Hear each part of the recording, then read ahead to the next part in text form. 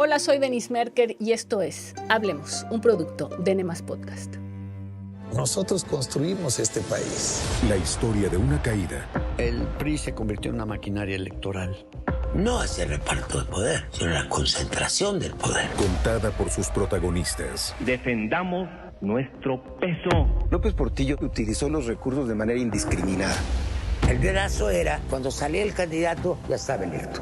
Quien le rinde cuentas al pueblo de México es solo el presidente de la República. Estamos recibiendo información que confirma nuestro triunfo contundente, legal e inobjetable. Una prueba contundente de lo que es el fraude. Hay confusión. ¿En dónde le dio la bala Grantila? La cabeza. Cuando Colosio fallece, que es el gran quiebre del PRI. Qué gusto saludarlos y qué bueno que hayan podido ver la serie El PRI Crónica del Fin. Y estamos aquí porque decidí compartir y invitar a amigos y analistas, a Viridiana Ríos y a Carlos Bravo Regidor, cada uno de ellos desde un universo intelectual muy distinto, porque quería yo que me compartieran y que compartieran con ustedes pues las reflexiones, las reacciones que les provocó a ambos ver esta serie del PRI. Y para un poco acompañar también lo que seguramente han sido sus reacciones, sus puntos de vista sobre esta que es una historia, sí, de un partido político, pero mucho más que eso, de un régimen. Y pues estábamos justamente platicando que para hablar, o sea, sirve hablar del pasado porque nos dice algo de hoy. ¿O cómo lo ves, Viri? Bueno, a ver, yo voy a empezar diciendo que vi tu serie y me parece que contribuye profusamente a la historiografía actual del PRI. Creo que esa historiografía se había escrito, el arte de escribir esa historia, se había dado desde figuras muy académicas. Yo estoy pensando en Paul Gilligan, en Benjamin Smith, Leopoldo Solís, por supuesto, Luis Medina. Pero tú hiciste una contribución fundamental que se hace desde el video, que se hace desde el acervo de Televisa y que entonces nos da una riqueza y una profundidad, además sobre una parte del prismo que todavía no se ha estudiado del todo. Porque el prismo más tradicional que se ha escrito es más o menos como de los años 70 para atrás. Y aquí lo que traemos es todo lo más nuevo. Entonces, primero empezaría diciendo, me encantó, creo que esta historia cuenta el arco de por qué y cómo llegamos aquí. Cuenta una historia distinta del surgimiento de Morena y contribuye profundamente con el entendimiento de la transición, que yo creo que además tienes una historia súper distinta de la que hasta ahora se ha enseñado en la escuela, pero si quieren ahorita lo platicamos más. Carlos. Fíjate que para mí este es un proyecto de enorme vigencia contemporánea, pero también de mucha relevancia personal. Los flancos cronológicos que tú escoges para delimitar la narrativa, pues es la historia de mi vida. Y de la mía, Carlos, por eso la escogí. O sea, y también de la mía. De alguna manera, a mí me hizo... Las imágenes de pronto me eran muy familiares. Personajes que ahora pues son mayores, pero que ves pues casi de niños, ¿no? Y toda la evolución a lo largo del tiempo. Esos momentos que uno recuerda mucho, digamos, de la infancia, de la adolescencia, ¿no? de la primera juventud, que también fueron eso, la historia del PRI, la historia del fin del PRI, como tú le pones, que es un fin muy largo, Denise. O sea, tú empiezas a contar propiamente la historia. Cuéntale a los que lucharon en contra del PRI que les pareció eterno. Bueno, pues la claro, vida entera. ¿no? La brega de eternidad, decía Gómez Morín, ¿no? En una etapa previa a la que tú cuentas. O sea, finalmente son 40 años del fin del PRI. Sí, que empieza en 1977 con la reforma... es decir, la reforma que permite la entrada de partidos de oposición y que termina, y el tema de cuándo termina va a ser interesante, ahorita lo platicamos. Por cierto, nada más, este tema de la nostalgia es muy importante, porque Viri decía desde el lado académico, y justamente todo el tiempo tuvimos presente, los que estábamos haciéndolo, que no queríamos que fuera académico, sino que queríamos que tuviera humor, queríamos que hubiera nostalgia. Claro. A mí me parecía importante hacer énfasis en cosas más culturales y por eso invité a Juan Villoro y a Sabina Berman, porque me resultaba muy importante, por ejemplo, ver esos lugares llenos de señores con corbata, la ausencia absoluta de mujeres en los años 70, porque hay momentos en que hoy damos por hecho que hay presencia de mujeres. Hasta hace muy poco no había una sola. Sí. es muy impresionante en ese sentido echar un clavado y decir, a ver, empecemos por ver qué reciente es incluso el universo que nos rodea de lo político en materia simplemente de género. Y sabes que también yo creo que las imágenes de pronto se ven muy antiguas, pero ves la fecha y dices, no, esto no tiene tanto tiempo, ¿no? Y qué rápido cambiaron las cosas en el tema de mujeres, en el tema de los medios, en las maneras de hacer política. Bueno, ¿qué tal los noticieros que no tenían nada atrás? No, bueno, era claro. o que daban la noticia hablando por teléfono, literal, bueno, con el teléfono en la mano. Sí, sí. ¿No? No, a ver, yo creo que hay varios aspectos que atraviesan las historias a lo largo de los 5 capítulos. Uno es una historia que ya mencionas de género. Es impresionante cómo se va viendo incluso primero todos los hombres vestidos de colores oscuros y conforme empiezan a llegar las mujeres a la política, hasta las imágenes se empiezan a volver más coloridas. Claro. Pero tenemos también a las grandes pioneras de la política nacional, Elba Ester Gordillo, Beatriz Paredes, Dulce María Sauri.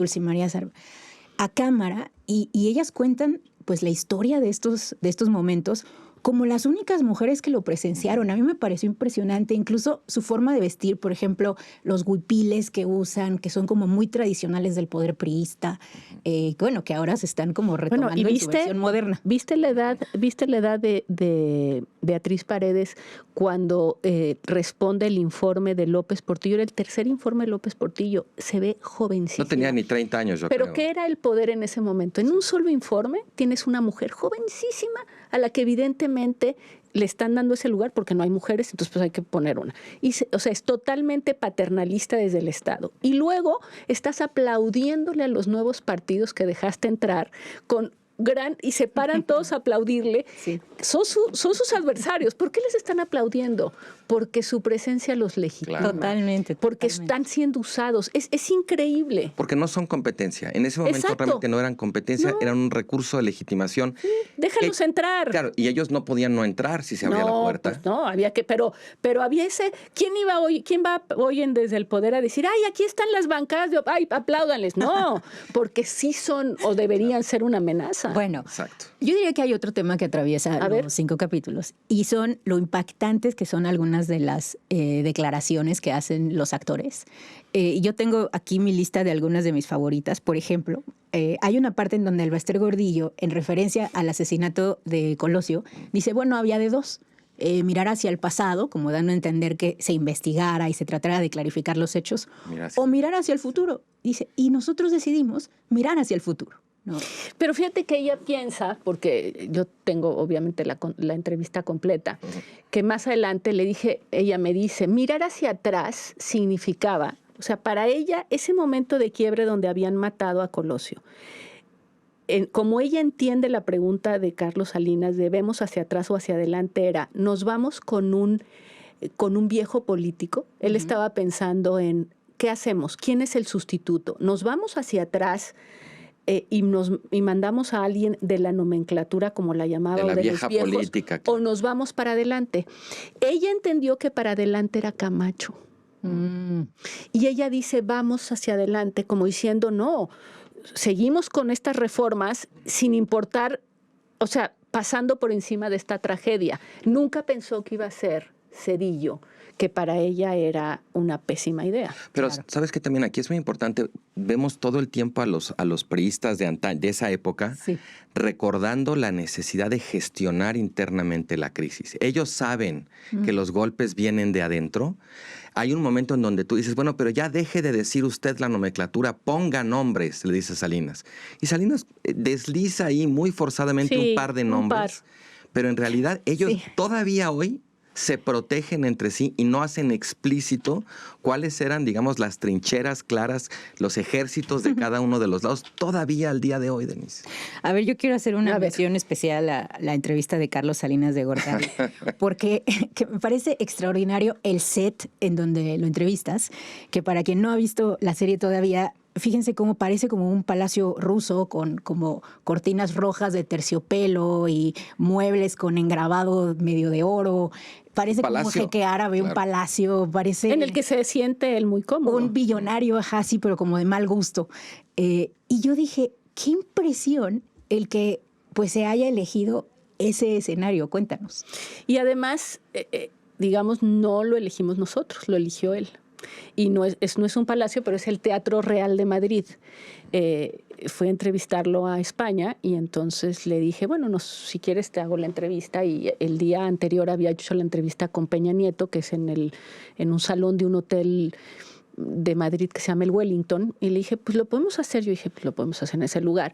Y me dijo, no, mejor vamos a hacerlo en el Teatro Real de Madrid. Y le dije, bueno, pero tú lo consigues. Y me dijo que sí. Y cuando llegué al teatro, llegamos todo el equipo, nos estaban esperando los que dirigen el Teatro Real. Y me dijeron, por favor, pásenle, el señor Salinas es un mecenas. Y yo dije, ándale. Y ya, y entonces nos llevaron y encontramos ese salón que nos pareció muy bello. Sí, sí. Y yo pensé, es demasiado. No sé si cuando llegue no le va a gustar. No, sí le gustó.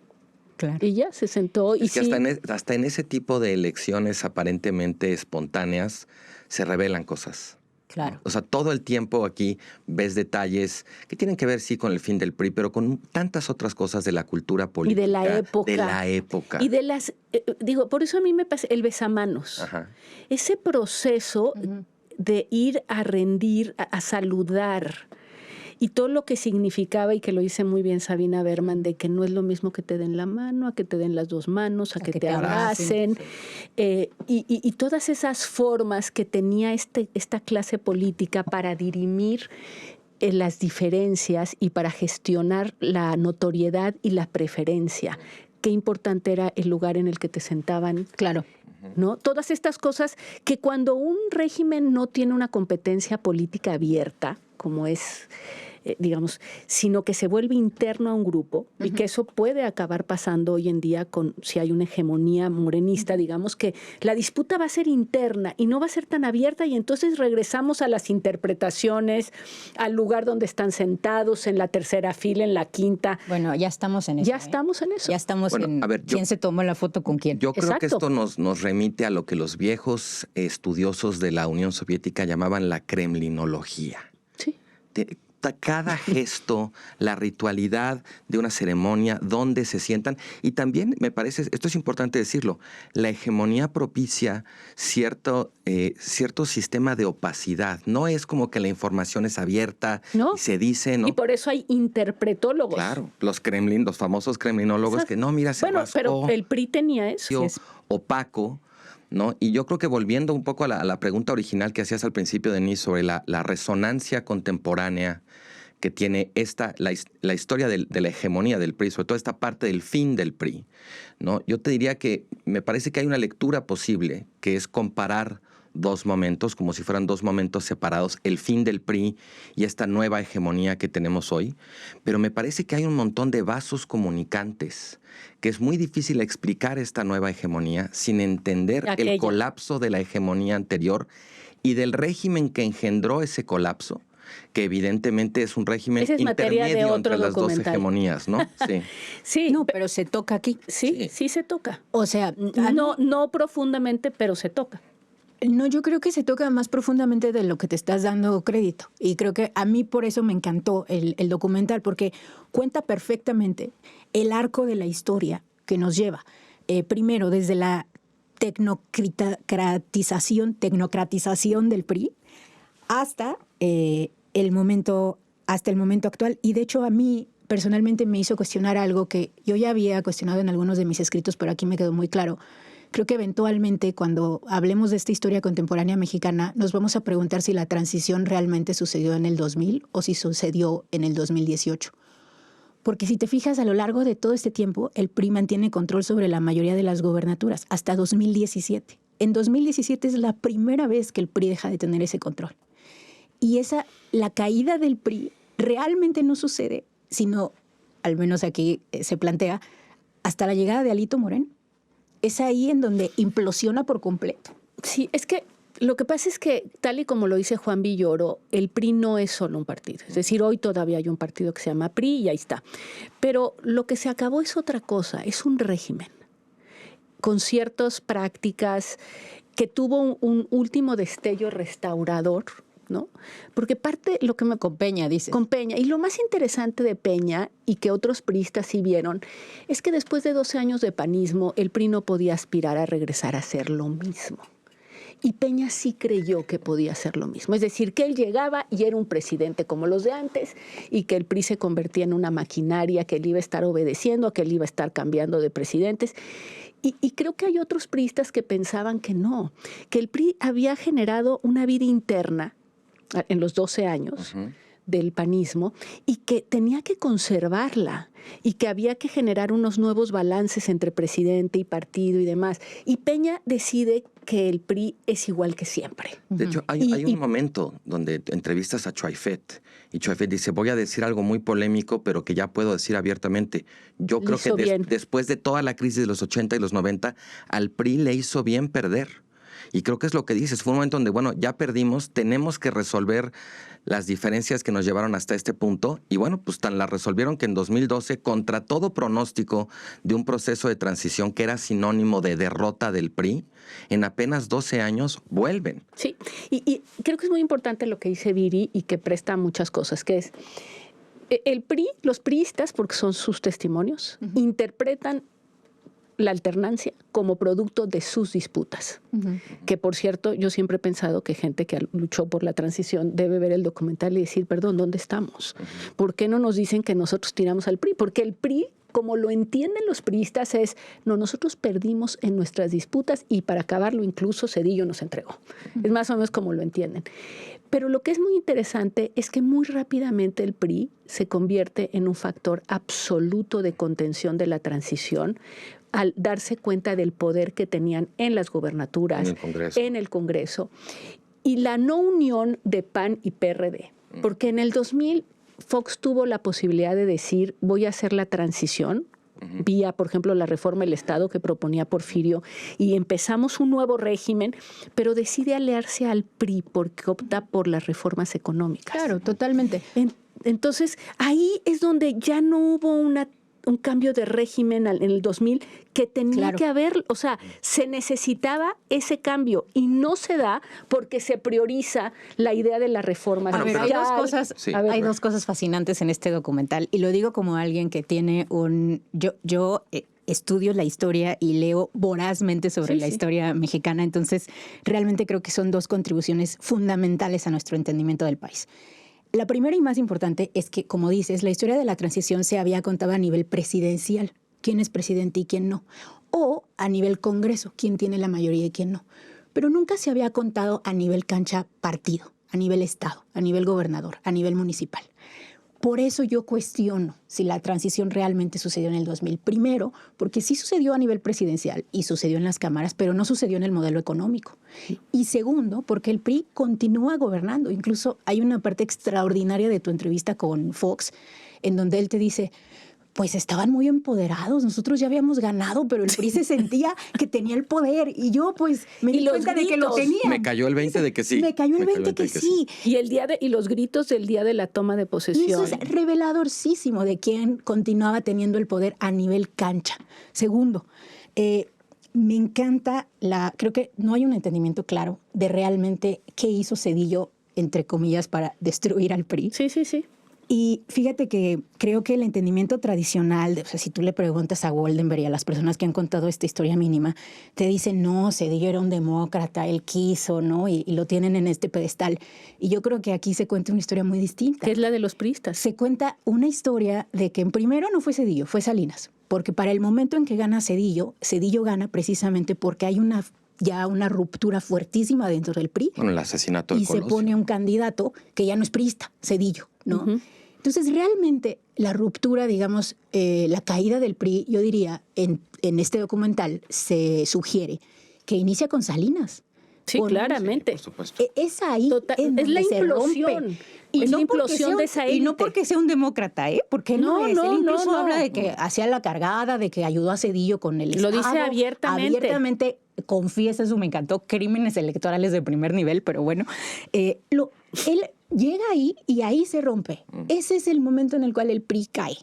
no ese día. Pues y lo dice muy bien el Bester, ya nunca nos recuperamos. Pero es que hay varios momentos, ¿no? Yo siento que está el golpe de la reforma política, luego está el golpe de la nacionalización bancaria, el golpe de la crisis económica a finales del sexenio de la Madrid con Salinas, el problema del fraude electoral. O sea, se empiezan es golpe tras... Esto es como un momento en donde estás viendo una pelea de box, en efecto, entre priistas, y ves que se están noqueando los unos a los otros. O sea, nos hemos contado esta historia sobre todo como la historia de un giro ideológico, ¿no? De los tecnócratas, del neoliberalismo. Yo creo que lo que dices del cambio de modelo económico pasó antes. O sea, eso pasó en los 80, en los 90. Fox no cambió el modelo económico porque ya había cambiado previo a él. A reserva de cómo se interprete, la verdad es que creo que la mejor interpretación es la de Salinas, cuando dice, realmente golpes que nos dieron fueron las crisis. Y si tú te fijas, ¿por qué al final opta López Portillo por poner a De la Madrid y no poner al papá de Omar García Harfuch? Porque el problema era económico, porque había manejado mal la abundancia petrolera, porque habían gastado como locos en lugar de irse con un poquito más de mesura, porque no tenía contrapesos, porque se fue a lo loco y tuvo que poner a alguien que era... Es muy interesante escuchar a López Portillo, y ahorita hablaremos de cuando él dice el fracaso no tiene argumentos, ¿no? Soy el último presidente. No hay argumentos. Soy el último presidente de la visión, digamos, del Estado interventor, porque fracasamos. Sí. Pero el fracaso no era inevitable. Tenía que ver con que actuó sin ningún tipo de controles ni de contrapesos. Y entonces lo obliga a poner a De la Madrid. Luego De la Madrid sigue una política que devasta a las clases populares y medias. Y cuando le cae la crisis de 1987 y la caída en ese lunes fatídico de 19 de septiembre, creo que es que se cae la bolsa mundial, esa nueva crisis hace que la campaña de Carlos Salinas sea muy competida. La gente está devastada y otra vez es la economía. Es gasolina para la campaña de Cuauhtémoc Cárdenas. Así es. Bueno, y luego... Cárdenas ganó. Así es. Y luego vienen los zapatistas, la crisis otra vez económica. Es decir, el PRI se va desbaratando y va dejando el poder, literalmente entregándosela a otro grupo por sus errores. Claro. A ver, bueno, eso es lo que veo. Yo solo quisiera decir una cosa aquí que me parece muy importante a la hora de pensar en la resonancia contemporánea de esta historia. Porque se ha escuchado mucho, ¿no? Que Morena es como un nuevo PRI, que hay cosas en las que se parece. Y yo creo que por supuesto se parece. Es una coalición o un partido hegemónico, hay una cultura claramente presidencialista y hay lo que antes se llamaba el priismo sociológico, un poco esto que decíamos de los rituales, de la criminología. Pero también hay una gran diferencia. Aquel era un régimen cuya legitimidad, lo decíamos ahorita, era histórica, provenía de la Revolución Mexicana. La legitimidad de esta coalición es democrática, proviene de las urnas. 2, aquel era el mundo del fin de la Guerra Fría. Este es un mundo ya posguerra fría, muy distinto, donde la hegemonía de Estados Unidos está en entredicho. Hay una nueva geopolítica. Aquella fue una época todavía donde se hablaba mucho de crear instituciones o de institucionalizar. Esta hegemonía, su sello distintivo es el contrario, es desinstitucionalizar el conflicto político. Entonces yo creo que es esa sensación de que esto ya lo vimos, pero nunca lo habíamos visto antes. Agrego, por ejemplo, el nivel de disciplina del PRI tenía que ver con que no había vida fuera del PRI. Y lo dicen ellos clarísimo. ¿Qué descubren cuando Cuauhtémoc Cárdenas se va? Que sí se podía. Que hay vida después del PRI. En Morena hay vida fuera de Morena. Y eso le pone una tensión a la alianza que lo vemos todos los días. A ver, eso que dijiste es fundamental, porque creo que en la discusión pública nos hemos enfocado mucho en decir Morena hegemónico. Y yo, la verdad, cuestiono eso. Claro que es hegemónico a nivel federal y en los 3 poderes de la Unión, pero a nivel municipal, Morena ahorita está gobernando el 40% de los municipios y además pierde. O sea, es frecuente que tú veas a Morena ganando un municipio y luego perdiéndolo. Ve Durango. En fin, entonces yo como que cuestionaría un poco si realmente estamos en esa hegemonía. No dudo que se esté cocinando, ¿no? Y si siguen cometiendo errores, llegaremos allá. Pero creo que, y eso es algo que tu documental hace muy bien, nos cuenta la vida larga del priismo, no desde donde nos lo contaron los transitólogos, que es ellos siendo los protagonistas de la historia de la transición. No, esta transición en esta visión se da dentro de las entrañas del propio partido y se da por una pelea entre dos grandes grupos que yo creo que siguen vigentes en Morena, y eso sí me llamó muchísimo la atención. Por un lado, la política, yo le llamo la política profunda, que son esos políticos, los gobernadores, los que están ahí acarreando, cargando el voto, los de territorio, y los reformistas, que en este caso son los tecnócratas. Y ¿Pero cuáles serían los tecnócratas de Morena? O sea, no, pues Sheinbaum. Sheinbaum para empezar. Okay. O sea, le preocupa las políticas públicas y del otro lado están Monreales, Adán Augustos. Lo que pasa es que en esta historia te lo preguntaba porque en el documental claramente los tecnócratas le ganaron ese conflicto y terminaron perdiendo. No, yo creo que lo perdieron. Pero ahora yo lo que veo es al país, más allá de Sheinbaum, yo no veo un grupo equivalente al de los viejos tecnócratas. No, es cierto que Sheinbaum sería lo más parecido a esa tecnocracia, pero con una política de territorio mucho más fortalecida que la de entonces. Bueno, porque es el inicio, para empezar. No, pero además ya aprendieron, Claro, el siguiente es el inicio de la... No, es que aquí estamos empezando. Allá ellos estaban terminando. Lo que me parece fascinante de la tecnocracia es que nunca luchó por el poder. Eran los viejos priistas, conquistaban con sus métodos el poder y se lo entregaban a la tecnocracia. ¿Por qué? Porque ya estaban aterrados de no haber podido manejar la economía. Y cuando los tecnócratas tienen que disputar realmente el voto, no van al territorio a disputarlo, se retiran de la política y se van sin defenderla. Es decir, es muy interesante porque los tecnócratas realmente lo único que querían era que les entregaran el poder, ellos hacer lo que creían que tenía que hacerse y no ir ellos a ellos no les gusta ensuciarse las manos. Dime qué tecnócrata fue a buscar el voto popular. Yo sí tengo uno, y creo que lo dices tú en tu documental. ¿Cuál es? Salinas. Claro. Por eso gana la intermedia. Claro, en el 91. Totalmente. De hecho, que honestamente creo que el documental reivindica un poco a Salinas en ese sentido, porque era un tecnócrata, yo diría, de mayor calado. Sí. No, sí, es que era otra cosa. Mucha más banda. No, era otra cosa. Yo creo que Salinas era un todoterreno en ese sentido, tecnócrata y político. O sea, la idea, pero fíjate que déjame decir algo sobre esto, porque para la gente que no ha visto el documental, me estoy refiriendo específicamente al programa Solidaridad, claro, que es un intento de Salinas por centralizar los recursos de bienestar,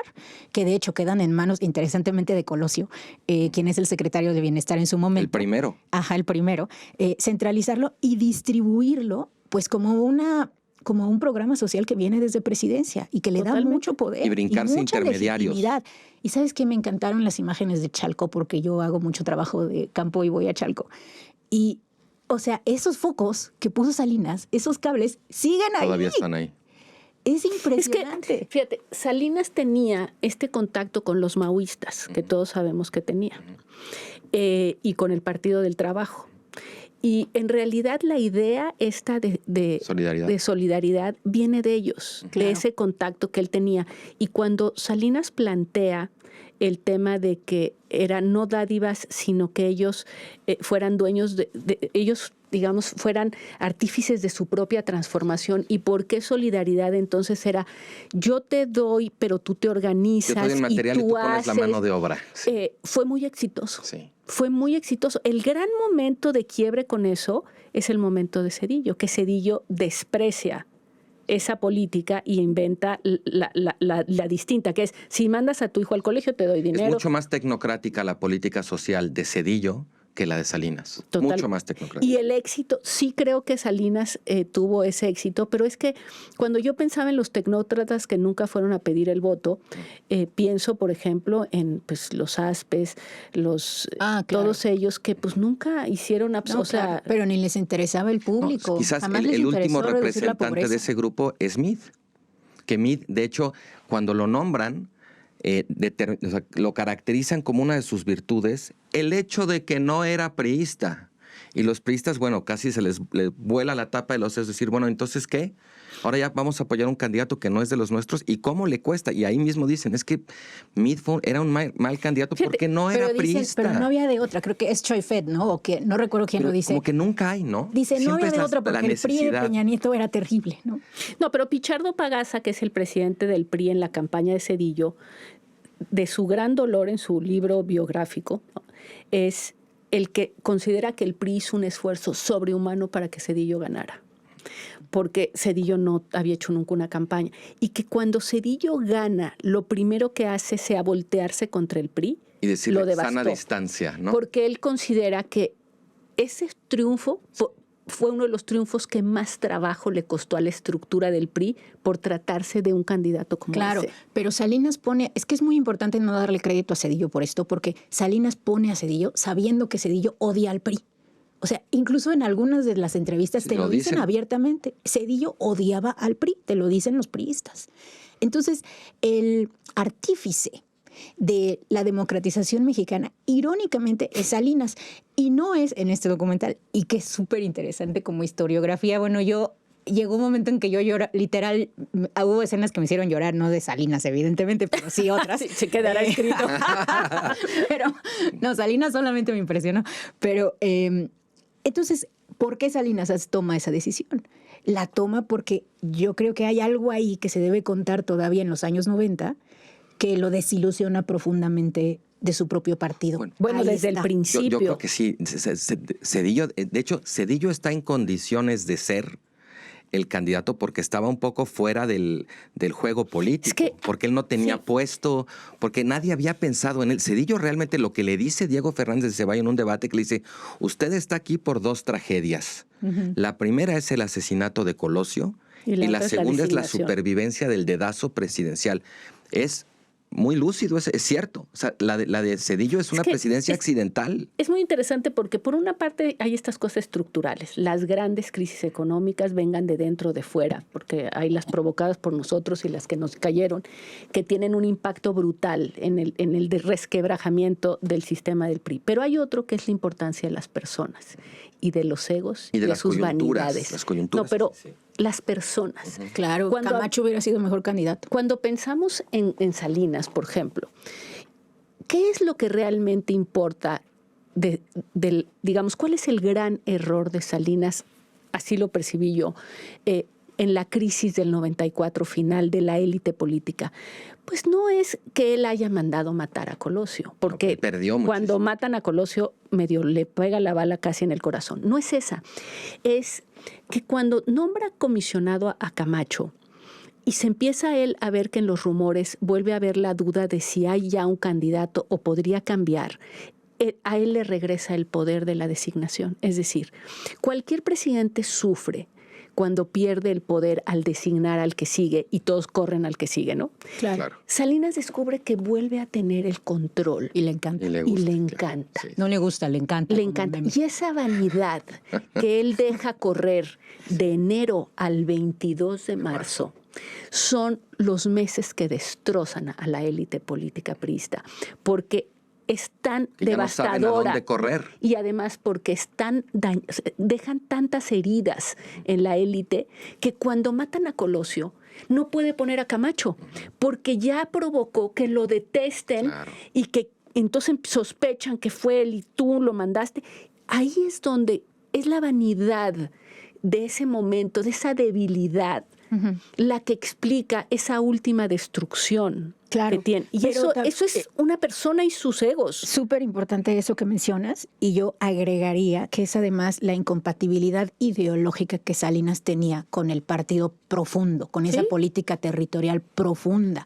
Él mismo, en alguna parte de la entrevista, como que habla mal de los gobernadores priistas. Bueno, y cuando dice los que no les gustaba el Cedesol era porque se beneficiaban del clientelismo. De la intermediación. Era un reformista él, en su momento. Sí, totalmente. Y además él, bueno, y cómo le pegó a las corporaciones, al sindicato petrolero y al de... Quiero agregar una parte de... A ver. Bueno, adelante. No, a ver, yo creo que hay algo muy interesante aquí, y vuelvo a la resonancia contemporánea, que tiene que ver paradójicamente con el cuidado de las formas.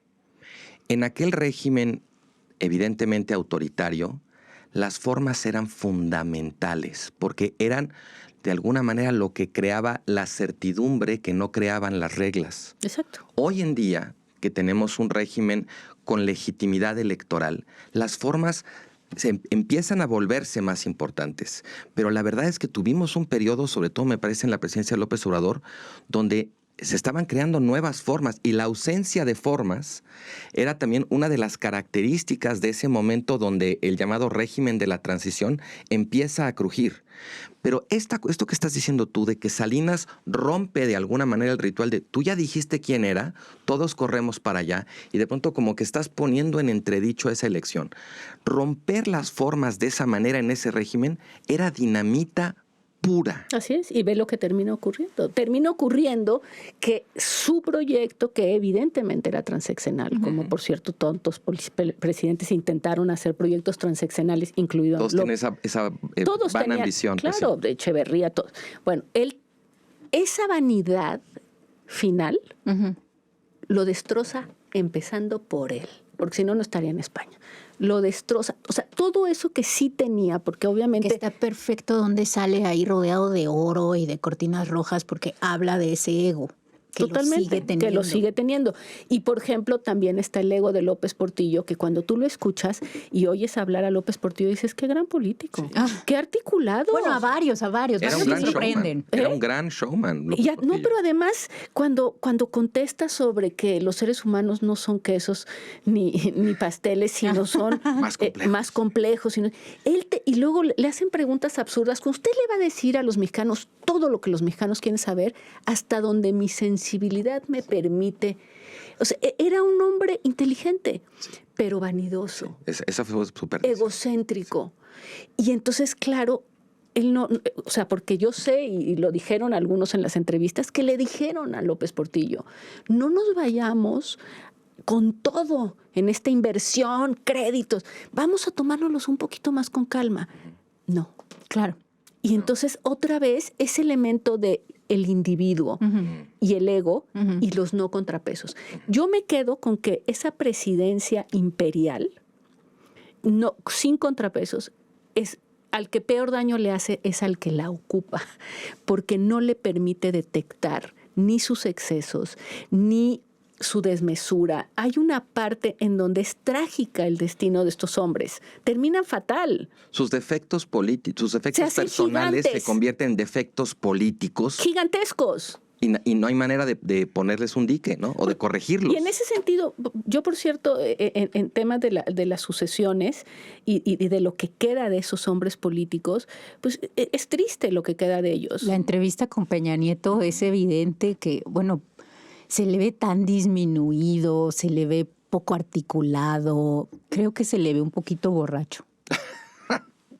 Pues está agotado, digamos, pero sí se ve, pero hay una parte muy, o sea, sí pagan personalmente caro el hecho de habitar esos lugares sin control. De hecho, paradójicamente, de todo este elenco, me parece que la única excepción a esta regla es el que no aparece, que es Zedillo.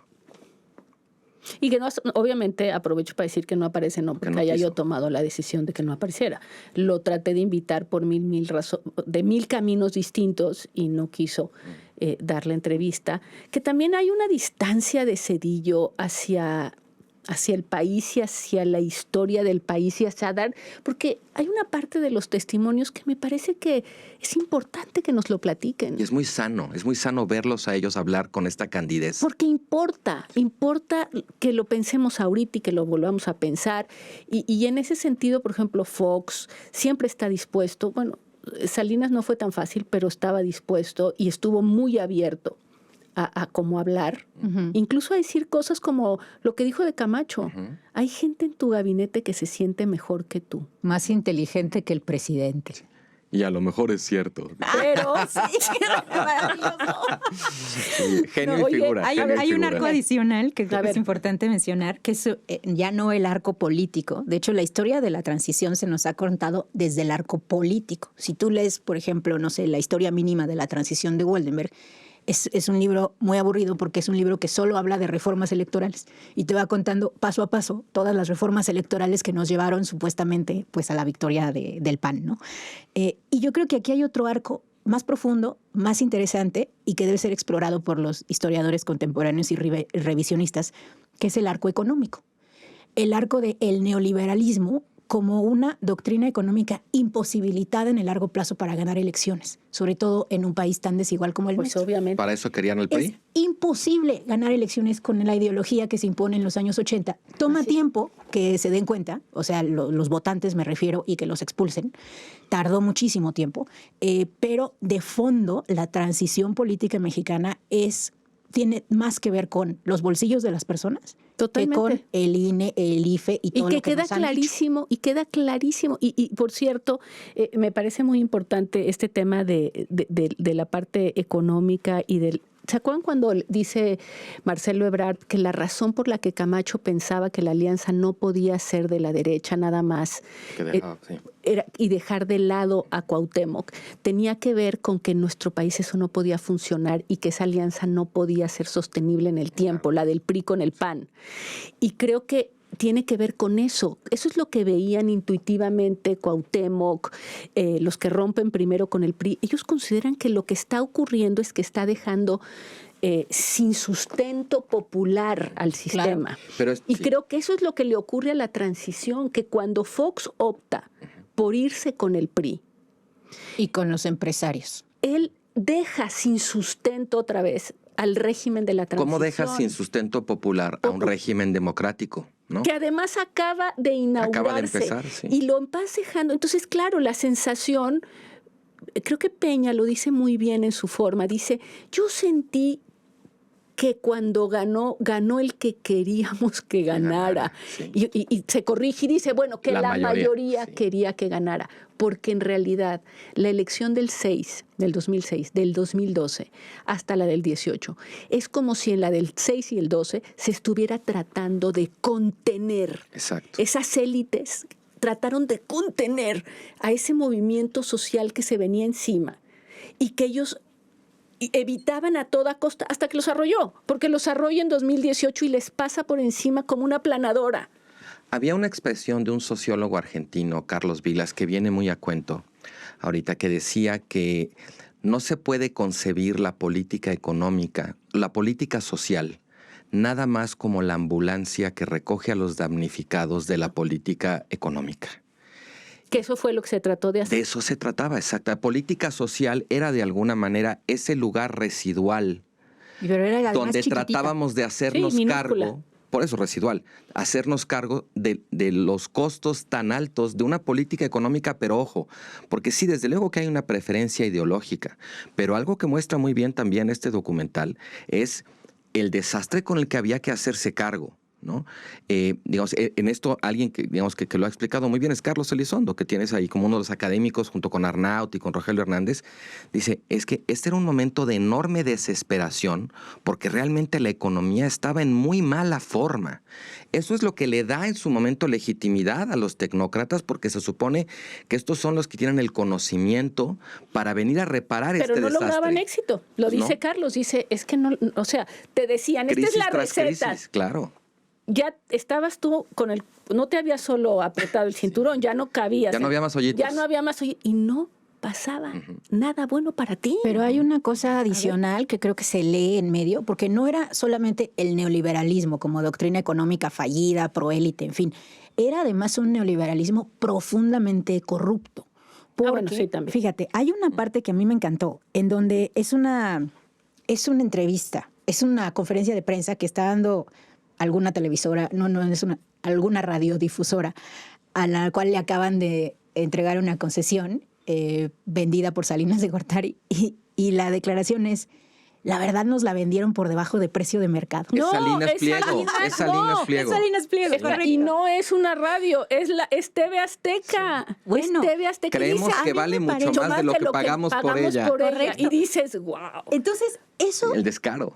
El descaro. Entonces, creo que eso también rompe al neoliberalismo, porque los neoliberales ni siquiera honraron su propia doctrina. Sí. Porque su doctrina era, pues, que lo venda al mejor, a precio de mercado, que lo compre quien más puede, en fin, y ni eso supieron ¿No la hacer. siguieron por ahí? en la parte, digamos, de la corrupción, ¿no? Pero tampoco la siguieron en la medida en que se dieron cuenta del costo político de introducir mercado y entonces empiezan a poner esa política social para tratar de corregir o de reducir los costos, ni por arriba ni por abajo. Pero entonces de la consistencia del modelo hace agua por ambos lados. No, pero es que la inconsistencia en la parte de arriba es muy notoria porque en realidad es como si hubieran llevado sus propias políticas neoliberales a fondo, ellos también se hubieran vulnerado. Se hubieran limitado, claro. Pero el problema es que si tú quieres meter el mercado, pero luego no tanto porque no quieres que te afecte a ti y a tus cuates. Ni a tu bolsillo. Ni a tu bolsillo, porque obviamente meter el mercado de verdad era perder muchísimos controles y no quieres hacerlo. Entonces, pues en el fondo nos estás vendiendo algo muy difícil, que es, para mí no hay mercado, yo me protejo, pero para ti te dejé desnudo. Para mí hay cuates, para ti hay mercado. Y eso ni funcionó. Ellos obviamente se empezaron a volver una casta cada vez más desigual, porque también es que ya no podía hacer aquello. No, a mí me parece que ahí hay una parte que todavía falta por contar y que yo quisiera hacer la segunda parte del documental, que es lo que pasó en el régimen de la transición. Ya entrevisté a Fox para eso y es muy interesante. Él nunca pensó, en que podía aliarse con el PRD para hacer un nuevo régimen político en el 2000. Y cuando yo le insistía, es que nunca me dijo, me pasó por la cabeza.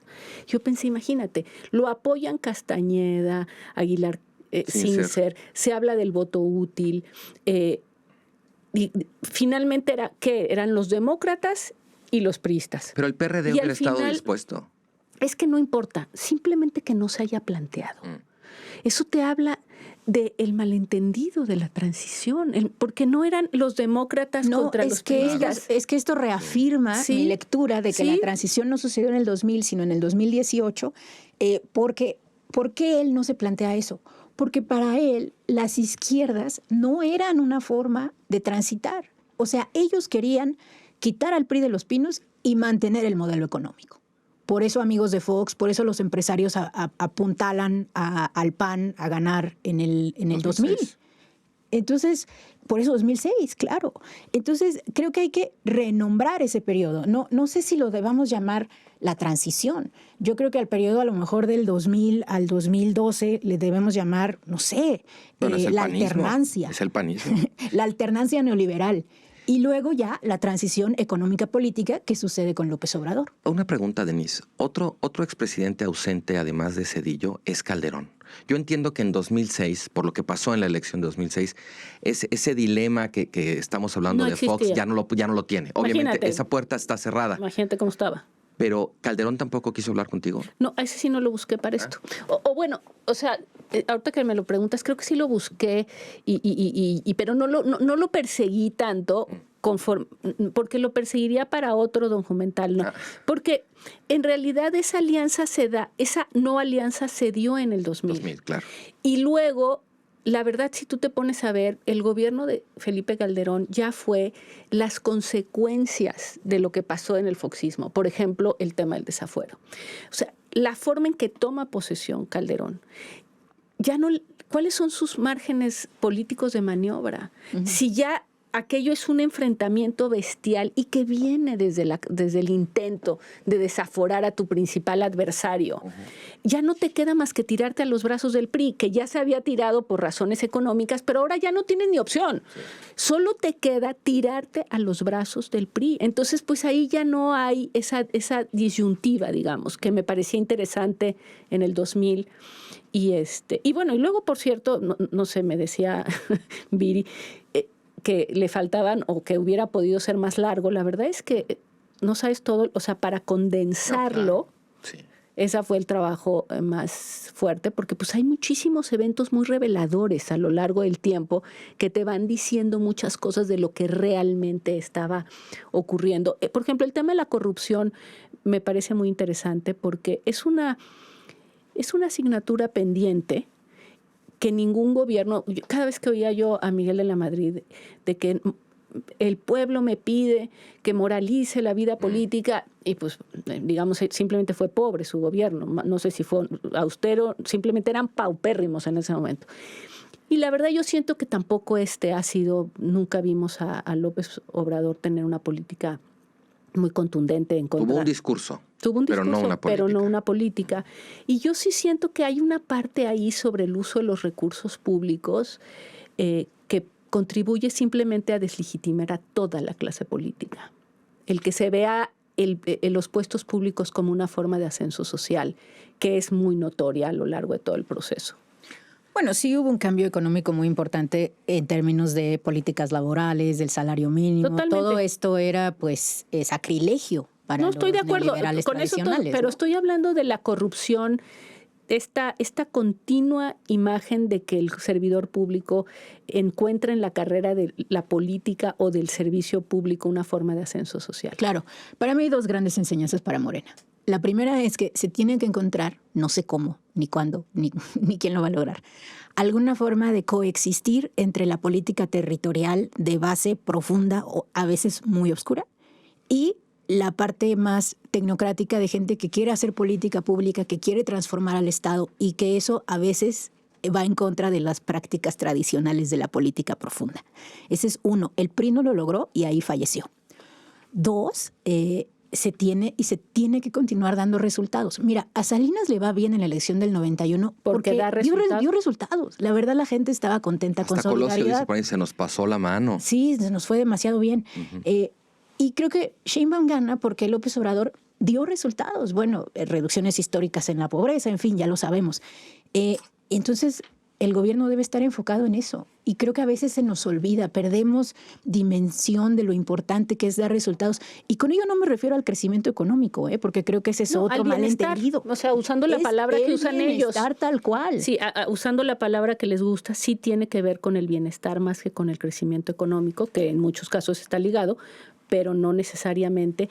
¿Tú qué verías como las lecciones de lo que vemos ahí de la caída del PRI como una lección para Morena? Fíjate que hay una, a principios del sexenio de Peña Nieto, algo que fue muy celebrado en su momento, que fue el Pacto por México. Yo creo que el Pacto por México terminó teniendo un efecto contraproducente para la legitimidad de las oposiciones que se sumaron a él. Sin duda. Porque ese fue el momento en donde la noción de que toda la clase política en su conjunto es cómplice, está podrido, como que cobró una forma muy visible. Se volvió, ahí están el PAN, el PRD y el PRI con Peña Nieto. Y López Obrador creo que tuvo muy buen olfato ahí, digamos, de excluirse de ese pacto y de convertirse así a lo largo del tiempo en el único político con credibilidad como oposición. Totalmente. La apuesta de él, que la dice en uno de los capítulos de yo no me voy, me invitaron al pacto y dije que no. Sí. A mí me queda claro que ese es el momento. Hay un extraordinario olfato político de él, totalmente. Pero la lección aquí es no para Morena, es para la oposición. Qué importante es cultivar la credibilidad como oposición. No, bueno, y como oposición, no nada más en el sentido de decir que no a lo que hay enfrente en el poder, sino de tener un discurso, un proyecto, una visión propia. Esa sería una primera lección para mí. Y la segunda tiene que ver también con la importancia que fue, pues como muestras tú muy bien en el documental El Talón de Aquiles, la importancia de saber gestionar el conflicto al interior de la coalición.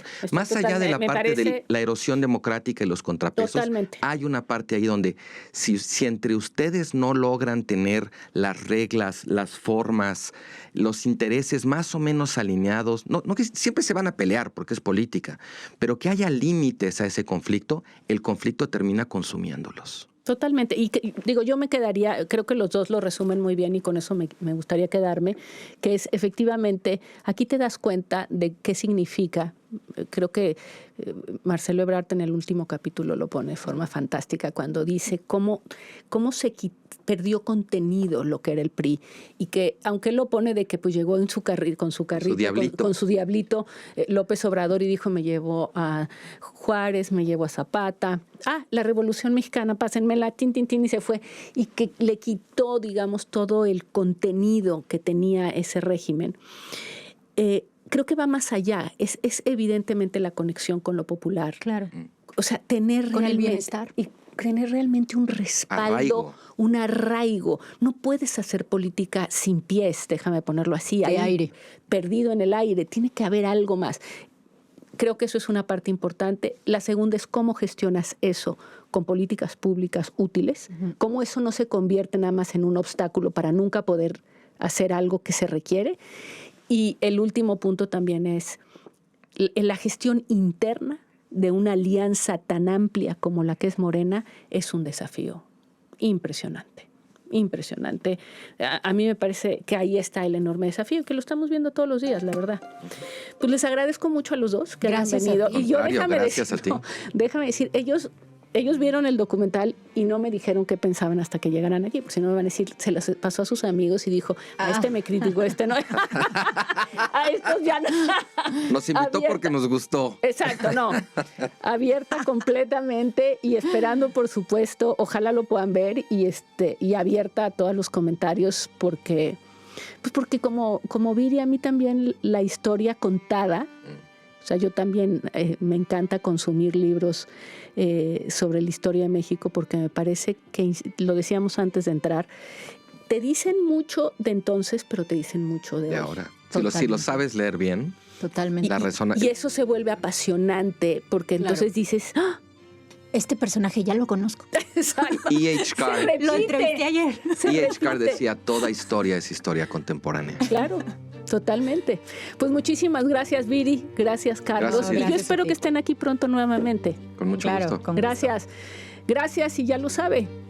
Comparta y además escríbanos. Por favor, escríbame. Aquí voy a estar y también les voy a estar respondiendo. Muchísimas gracias. Gracias.